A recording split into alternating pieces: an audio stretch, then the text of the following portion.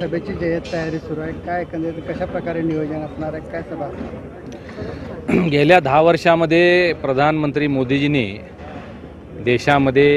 देशातल्या नागरिकांसाठी प्रचंड मोठ्या प्रमाणात विकासाची कामं केलेत अंत्योदयापर्यंत, आणि त्यामुळं देशातल्या सर्व नागरिकांनी मोदीजींना तिसऱ्यांदा पंतप्रधान बनवण्याचा निर्णय घेतलेला आहे.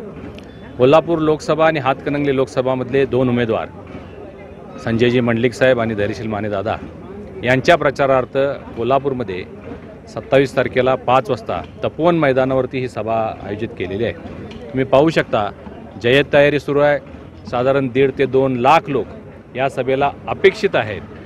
10 वर्षानंतर मोदीजी कोल्हापूरमध्ये येत आहेत, त्यामुळं लोकांच्या मनामध्ये प्रचंड उत्सुकता आहे. ज्यांनी या देशाला एक नवा आयाम दिला, नवी उंची दिली, अशा लोकनेत्याचं भाषण ऐकण्यासाठी कोल्हापूरकर उत्सुक आहेत. आणि उद्या मला वाटतं गर्दीचा महापूर इथं येईल, आणि उद्या मोदींची स्पीच झाल्यानंतर, भाषण झाल्यानंतर महायुतीच्या दोन्ही उमेदवार हे प्रचंड मताधिक्यानं, गतवर्षीपेक्षाही जास्ती मताधिक्यानं निवडून येतील याचा मला विश्वास आहे. खरं तर साहेब, महाविकास आघाडीकडून एक कॅम्पेनिंग सुरू आहे सध्या सोशल मीडियावर, भीती गादीची म्हणून सभा मोदींची. या कॅम्पेनिंगकडे कसं बघताय, त्यांना काय प्रॉब्लेम? महाविकास आघाडीमध्ये काय दम राहिलेला नाही, त्यांच्याकडे नेते नाही आहेत. ते नेहमी मान सन्मानाच्या गोष्टी करतात.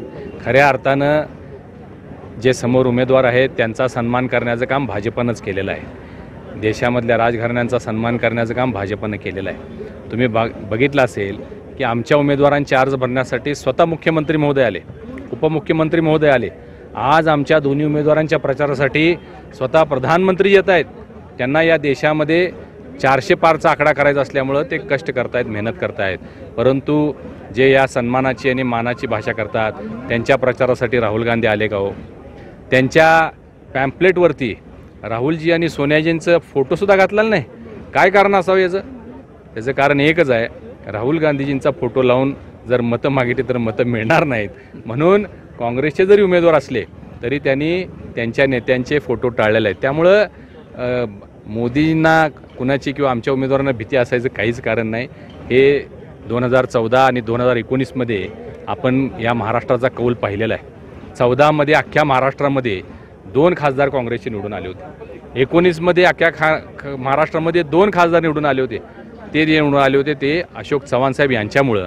ते अशोक चव्हाण साहेब आता भाजपासोबत आहेत. त्यामुळं महाराष्ट्रामध्ये काँग्रेसचं खातं उघडलं जाणार नाही अशी परिस्थिती झालेली आहे.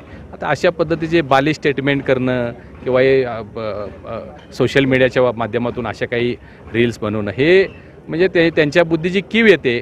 परंतु मी सांगितल्याप्रमाणे मोदीजींचा आवरा किंवा मोदीजींचा जो आवाका आहे कामाचा, विचारांचा, त्यांच्या विचारानं हा देश चालवत आहेत, विचारानं या देशाची प्रगती झालेली आहे. त्यामुळं उद्याच्या सभेनंतर ही त्यांची सगळ्यांची जी बोलते ती बंद होऊन जाईल.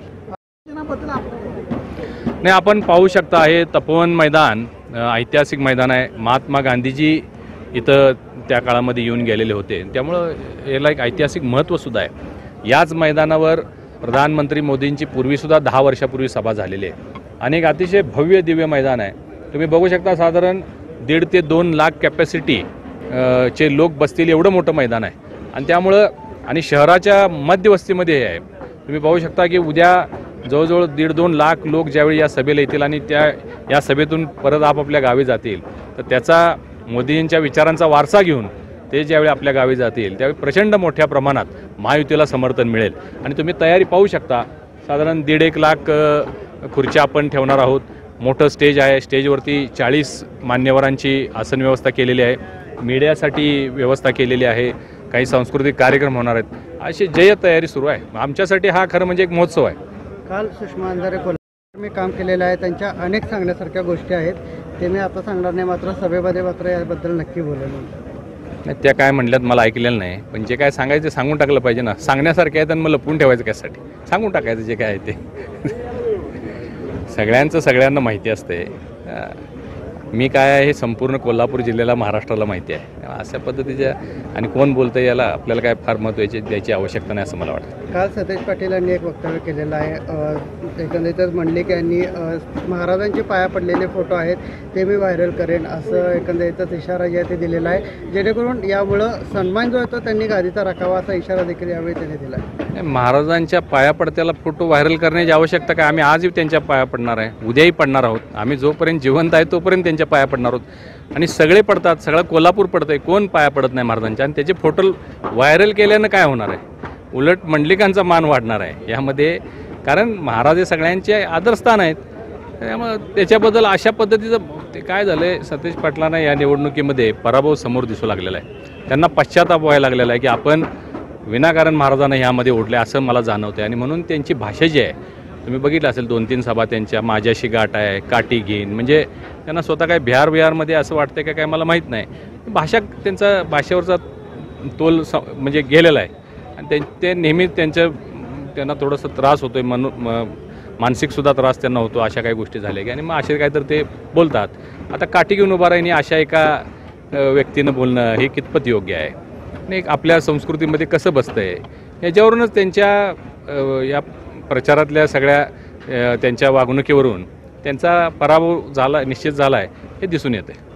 दोन्ही उमेदवारांसाठी प्रचार होणार आहे, कशा प्रकारे तयारी करण्यात आली आहे? देशाचे लोकप्रिय पंतप्रधान नरेंद्र मोदी साहेब उद्या कोल्हापूरला 3-3:30 वाजता तपोवन येथे जाहीर त्यांची सभा होणार आहे. कोल्हापूर आणि हातकणंगले या 2 लोकसभेच्या उमेदवारांच्यासाठी महायुतीच्या ही सभा होणार आहे आणि मला वाटते लाखो लोक मला वाटते या सभेला येतील आणि मोदी साहेबांचे विचार ऐकतील आणि त्यामुळं फार मोठं मताधिक्य या सभेमुळं या दोन्ही उमेदवारांना होईल असा माझा विश्वास आहे. खरं तर महायुतीसोबत गेल्यानंतर आपण पहिल्यांदाच कोल्हापूरमध्ये मोदींची सभा होती आहे.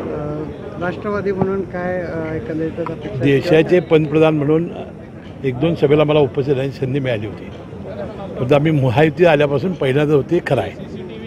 त्यामुळे शेवटी देशाचे पंतप्रधान आहेत ते सर्वांचे असतात. त्यामुळे उद्याच्या सभेमध्ये फार मोठा लोकांच्यामध्ये उत्साह आहे. महाविकास आघाडीकडून कॅम्पेनिंग सुरू केली, भीती गांधीची म्हणून सभा मोदींची, त्याला काय याकडे कसं? आता त्याच्याबद्दल काही अर्थ नाही.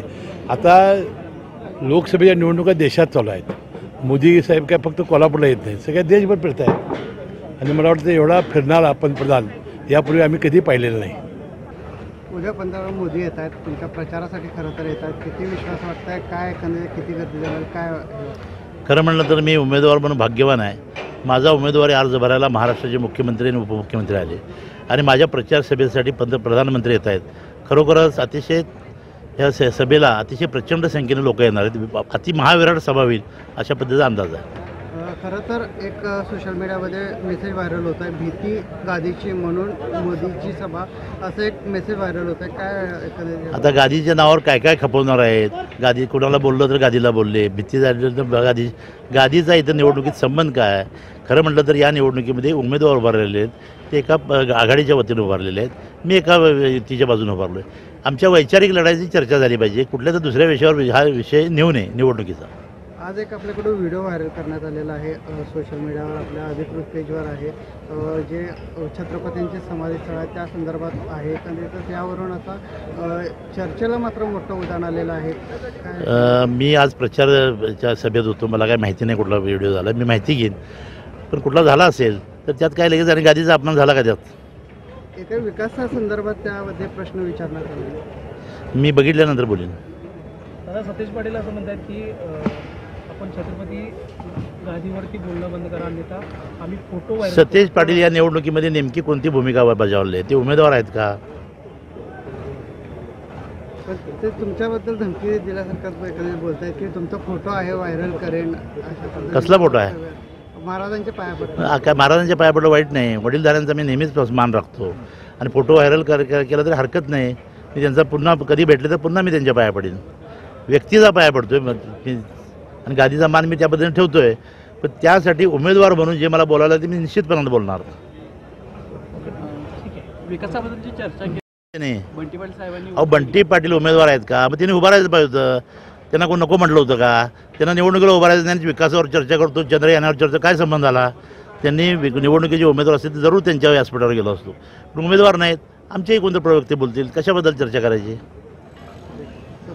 पण तुम्हाला असं वाटते का उमेदवार बंटी पाटील आहेत? तुम्हीच सांगा जरा आम्हाला. आणि असतील तर मी त्यांनी अर्ज का भरला नाही?